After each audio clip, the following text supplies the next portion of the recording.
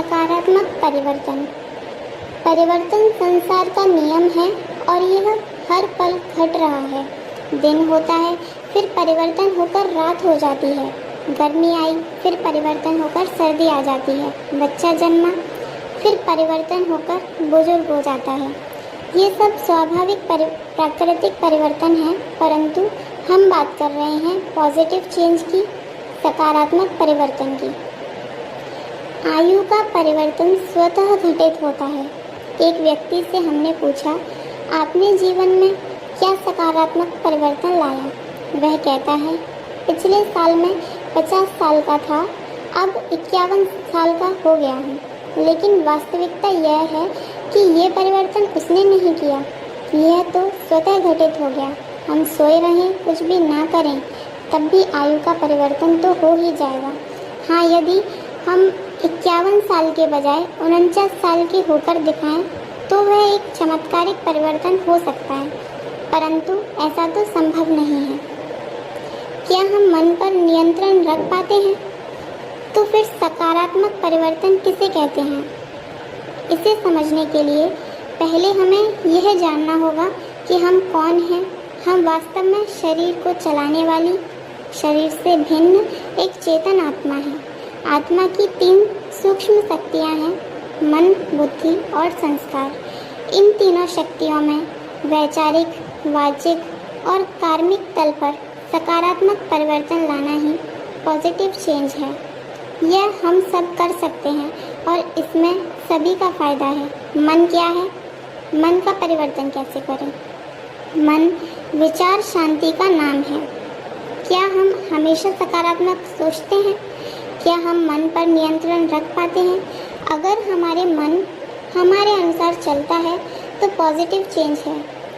हम यदि मन के गुलाम बनकर चलते हैं तो यह पॉजिटिव नहीं, निगेटिव चेंज है। इच्छाएं, स्मृतियाँ और संवेग।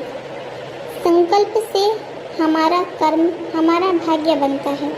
संकल्प से ही हम महानता अथवा पतन की ओर जाते हैं। यह सीढ़ी चढ़ना और उतरना संकल्पों से ही है। तो क्या संकल्प को इतना महत्व देकर इन्हें खर्च करते हैं? मन के विकार युक्त संकल्प चला, उसको दबा दिया या उसको मुख पर लाकर वर्णन कर दिया। ऐसे संकल्प को कर्म में लाकर किसी का नुकसान कर दिया, किसी को दुख दिया, तो यह है विकार युक्त संकल्प। हम सारे दिन उठते बैठते, चलते फिरते कितना संकल्प करते हैं। हमारी सब गतिविधियाँ संकल्प से ही होती हैं। विचारों में 3 चीज़ें शामिल हैं, इच्छाएं, स्मृतियाँ और संवेग। स्मृतियाँ उचित अनुचित, आवश्यक अनावश्यक, व्यक्त अव्यक्त रूप की होती हैं और संवेग कभी प्रेम के रूप में, कभी घृणा के रूप में भी हो सकते हैं। विचार पर्वतों को भी हिला सकते हैं। कहा जाता है थॉट्स कैन मूव माउंटेन्स, अर्थात विचार पर्वतों को भी हिला सकते हैं। दुनिया में सबसे शक्तिशाली है विचार। किसी ने हवाई जहाज़ बनाया, किसी ने रेल बनाई, तो पहले मन में विचार ही तो आया ना। तो हमारे संकल्प से परिवर्तन तब होगा जब हमारा संकल्प उस कल्याणकारी निराकार परमात्मा से संबंधित होगा। फिर हम विषय वासना, वैभव के पीछे नहीं भागेंगे। परमात्मा बुद्धिमानों की बुद्धि है, उसकी याद में निर्णय ठीक होगा। परमात्मा परम पवित्र है, उसकी याद में हमारा प्रेम पवित्र हो जाएगा। परमात्मा को कल्याणकारी कहा जाता है क्योंकि वह हमारे विचारों को बदलता है। इस प्रकार हम अपना भी कल्याण करेंगे, दूसरों को भी कल्याण का सहयोग देंगे। सहयोग शब्द योग से ही बना है। जब तक हमारा योग नहीं लगेगा, हम सहयोग नहीं दे पाएंगे।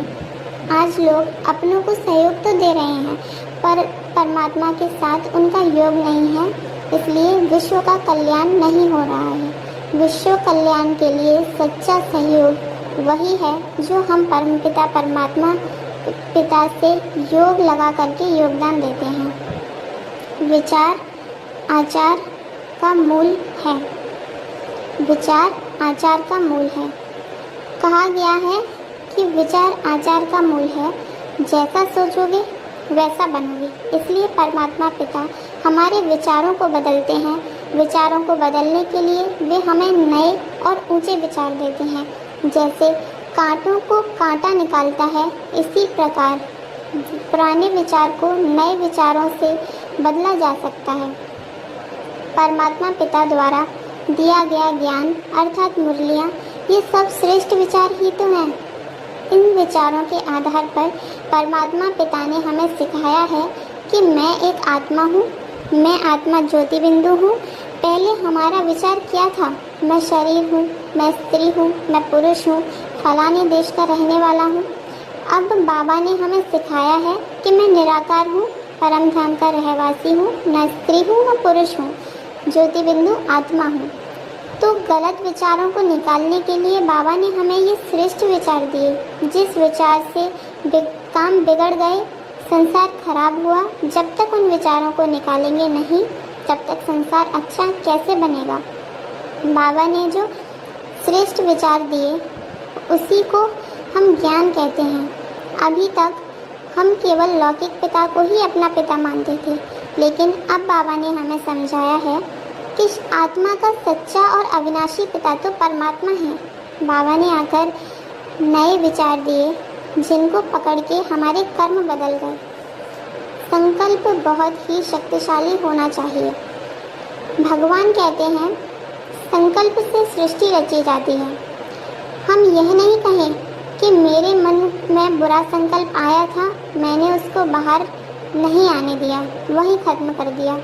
बाबा ने यह नहीं कहा कि वचन या कर्म से सृष्टि रची जाती है। भगवान ने कहा संकल्प से सृष्टि रची जाती है। वचन और कर्म तो बाद में आते हैं। इन सब की नींव तो संकल्प है। तो आपका संकल्प बहुत ही शक्तिशाली होना चाहिए, जिससे शक्तिशाली सृष्टि रची जाए। शक्तिशाली संकल्प किसे कहते हैं? जिसमें पवित्रता की, ज्ञान की, योग की शक्तियाँ भरी हों, वही संकल्प शक्तिशाली है। बुद्धि का सकारात्मक परिवर्तन। मन के साथ साथ बुद्धि भी आत्मा की शक्ति है और बुद्धि का भी सकारात्मक परिवर्तन अनिवार्य है। बुद्धि निर्णय करती है। कई बार हम ठीक निर्णय न कर पाने के कारण पुरानी मान्यताओं की आड़ में गलतियों को ढोते रहते हैं, पर नहीं, समय के अनुसार हमें बदलना चाहिए। एक ने कुछ गलत किया तो हमें संभाल लेना चाहिए और अपने में पॉजिटिव चेंज लाना चाहिए। दूसरे को गलत करते देख खुद गलती ना करें। दूसरों की गलती दिखाई देती है, पर मैं भी गलती कर रही हूँ या कर रहा हूँ, कई बार वह दिखाई नहीं देता। मान लो एक गलत बोल रहा है, उसके संग के रंग में हम खुद भी गलत बोलते हैं, तो यह कुसंग का रंग हो गया। यदि कोई गलत कर रहा है तो हम राइट कर रहे हैं, उसके प्रभाव में ना आए। प्रभाव में आने के कारण अलबेले हो जाते हैं। हम एक जिम्मेदारी उठाएं कि हम राइट मार्ग पर रहेंगे। ऐसा निर्णय हर कोई कर ले तो विश्व परिवर्तन हो जाएगा। हम कोई नया कार्य करके दिखाएं, किसी की गलती को नोट ना करें, लेकिन श्रेष्ठ भावना से एक दूसरे को सहयोग का नोट दें, सहयोग से भरपूर कर दें, शक्तिशाली बना दें। इस संबंध में एक उदाहरण याद आ रहा है। एक बार 0 से लेकर 9 तक के अंकों की मीटिंग चल रही थी। 9 का अंक मीटिंग का अध्यक्ष था। सभा में एक सवाल उछाला गया कि परमात्मा सर्वव्यापी है या परमधाम निवासी है। इसके उत्तर में मीटिंग के सदस्यों ने आपस में बहस होने लगी, क्योंकि सबके उत्तर भिन्न भिन्न थे। इसी बहस के कारण तनाव में आकर 9 के अंक ने 8 के अंक को थप्पड़ लगा दिया। 8 का अंक चुप रहा, लेकिन वह भी तो अपना क्रोध किसी पर उतारना चाहता था। उसने 7 के अंक को थप्पड़ लगा दिया और यह सिलसिला चलता चलता 1 तक पहुंच गया। अर्थात 2 के अंक ने भी 1 के अंक को थप्पड़ लगा दिया। जब 1 को थप्पड़ लगा तो उसने सोचा कि मुझे कुछ नया करना चाहिए।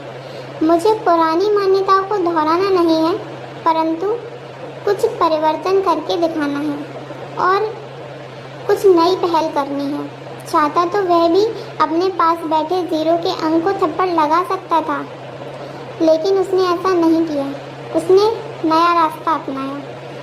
अपने पास में बैठे 0 के अंक को गले से लगा लिया और इस प्रकार से दोनों मिलकर 10 हो गए और अब अध्यक्ष की कुर्सी 9 के अंक से छिन गई और यह 10 का अंक अध्यक्ष बन गया। जब हम पुरानी गलतियों को स्वीकार न करके कुछ नया रास्ता निकालते हैं तो हमारी भी उन्नति होती है, समाज की भी उन्नति होती है और गलतियों के कारण जो नुकसान हो रहा था वो भी खत्म हो जाता है। इसे कहेंगे पॉजिटिव चेंज। संस्कारों का परिवर्तन। तीसरी बात है संस्कारों के परिवर्तन की। संस्कार क्या है? जो कर्म हम बार बार करते हैं वे हमारी आदत बन जाते हैं। पकी हुई आदतों को ही संस्कार कहते हैं। किसी ने ठीक ही कहा है कि धागों के बने रस्से को तोड़ना मुश्किल है और आदत जो बन गई उसे छोड़ना मुश्किल। आदत कैसे काम करती है इसको हम एक उदाहरण के द्वारा समझेंगे। हमारे घर में एक वॉश बेसिन है जिस पर हम रोज़ सुबह उठते ही हाथ धुलाई करते हैं। एक दिन वॉश बेसिन में पानी नहीं था तो हमने मटके से गिलास में पानी भरकर हाथ धो लिए। यह बात तो सुबह 5 बजे की है, लेकिन नाश्ते के बाद 8 बजे जब हम हाथ धोने के लिए पुनः वॉश बेसिन पर गए तो लोग हमें देखकर हंसने लगे, क्योंकि हमें तो सुबह ही पता पड़ गया था कि नल में पानी नहीं है, फिर भी हम दोबारा क्यों चले गए? कारण है आदत, क्योंकि रोज़ाना वहीं पर हाथ धोते हैं। यह जानने के बाद भी कि उसमें पानी नहीं है, फिर हाथ धोने वहीं पहुंच गए। ज्ञान होते हुए भी आदत संस्कार अपनी तरफ खींच लेते हैं। इन संस्कारों का सकारात्मक परिवर्तन करना है। वह कैसे होगा? पहला, जो पुराने संस्कार हैं उन्हें परमात्मा पिता की शक्तिशाली स्मृति से खत्म करना है, जलाना है। जैसे सूर्य की किरणें किचड़े पर पड़ती हैं तो किचड़ा सूख जाता है, उसी प्रकार जब हमारे मन बुद्धि पर परमपिता परमात्मा की शक्तिशाली पवित्र किरणें पड़ती हैं तो इनमें भरा हुआ पुराने संस्कारों रूपी किचड़ा सूख जाता है। दूसरा, नए संस्कारों को धारण करना है। जब हम बार बार ज्ञान की बातों को सीखेंगे, मेडिटेशन करेंगे, दिव्य गुण युक्त कर्म करेंगे तो हमारे फिर से नए रूप के दिव्यता के संस्कार दृढ़ हो जाएंगे। जैसे लोहे को लोहा से काटा जाता है, उसी प्रकार से नए संस्कार निर्मित करके हम पुराने संस्कारों को खत्म कर सकते हैं, लेकिन इसके लिए दृढ़ता चाहिए। एक दृष्टांत याद आ रहा है कि एक बार एक अमीर व्यक्ति का बेटा था जो बहुत दयालु था। एक दिन बेटे ने देखा कि गर्मी के दिनों में लोग सड़क पर चल रहे हैं, उनके पाँव में जूते नहीं हैं, पाँव बहुत जल रहे हैं। तो उसने पिता से कहा कि पिताजी, आपके पास इतना धन है तो इससे कुछ परोपकार कीजिए। शहर के सभी सड़कों के ऊपर चमड़ा बिछवा दीजिए ताकि लोगों के चलते समय पाँव में गर्मी ना लगे। पिताजी ज़्यादा अनुभवी थे। उन्होंने कहा कि बेटा, हम सारे शहर में चमड़ा बिछा दें, इससे अच्छा है कि हम शहर में रहने वाले हर व्यक्ति को एक एक जोड़ा जूता दे दें, जिससे वे जहाँ भी जाएंगे उनके पास सुरक्षित रहेंगे। तो जब संस्कार परिवर्तन की बात आती है तो हम कहते हैं कि सारी दुनिया ही खराब है, भला हम अच्छे कैसे बन सकते हैं? लेकिन हमें सारे शहर को बदलने की ज़रूरत नहीं है, हमें केवल अपने पाँव में जूता डालना है, अर्थात हमें अपने मन बुद्धि को परमात्मा के संरक्षण में रखना है। भले ही दुनिया में कितनी भी नेगेटिविटी हो, लेकिन जब हम परमात्मा की शरण में हैं, उनके संरक्षण में, उनकी छत्र छाया में हैं, तो फिर हमें बाहर की गर्मी अर्थात बाहर की नेगेटिविटी टच नहीं करेगी। जैसे अमीर व्यक्ति ने सारे शहर की सड़कों को नहीं बदला, लेकिन हर आदमी के पाँव में जूता डाल दिया, ऐसे ही परमात्मा पिता कहते हैं आपको भी सबके विचारों को बदलने की ज़रूरत है। केवल अपने मन बुद्धि के ऊपर ज्ञान योग का कवच डाल लो तो इससे आपका परिवर्तन हो जाएगा और आप श्रेष्ठ बन जाएंगे।